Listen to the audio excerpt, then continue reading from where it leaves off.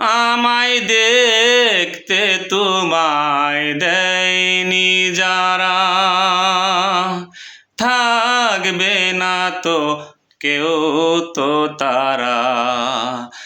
আমি পাথর চোখের দৃষ্টি দিয়ে দেখব তোমায় ভিবুর হয়ে, মরণ যাত্রা যেদিন যাবে।